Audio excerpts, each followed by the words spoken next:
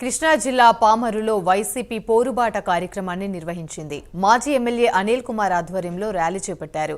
అనంతరం విద్యుత్ శాఖ అధికారులకు వినతి పత్రం అందజేశారు.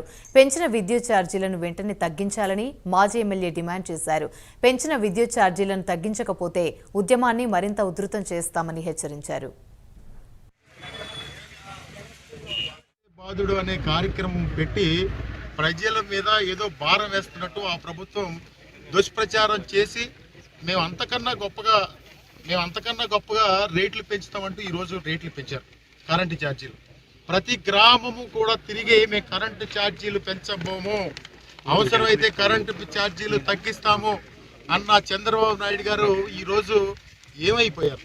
6 నెలలు దాటక ముందే డిసెంబరు నవంబరు వాళ్ళ బిల్లుల్లోనే భారీ ఎత్తున పెంచినటువంటి కరెంటు రేట్లు రిఫ్లెక్ట్ అవుతా ఉన్నాయి. మళ్ళా ఇప్పుడు పెద్ద ఎత్తున వాళ్ళకి 2,000-3,000 రూపాయలు కరెంటు ఛార్జీలు పెంచిన పరిస్థితులన్నీ కూడా చూస్తూ ఉన్నాం. అంటే వీళ్ళ ఆలోచన ఏంటంటే ఎన్నికల ముందు చంద్రబాబు నాయుడు గారికి అలవాటు, ఎన్నికల ముందు ఒక మాట చెప్పడం, ఎన్నికలు అయిపోయిన తర్వాత అయ్యో డబ్బులు లేవని అసెంబ్లీలో చెప్పి మానసికంగా జనాలను ప్రిపేర్ చేసే తత్వంతో వెళ్ళి ఈరోజు ఛార్జీలు పెంచారు.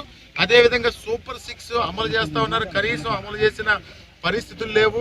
రాబోయే కాలంలో ఈ కూటమి ప్రభుత్వానికి బుద్ధి చెప్పే రోజులు అందరూ కూడా తీసుకొస్తారు. వైఎస్ఆర్ కాంగ్రెస్ పార్టీ కార్యకర్తలందరూ కూడా సైనికులు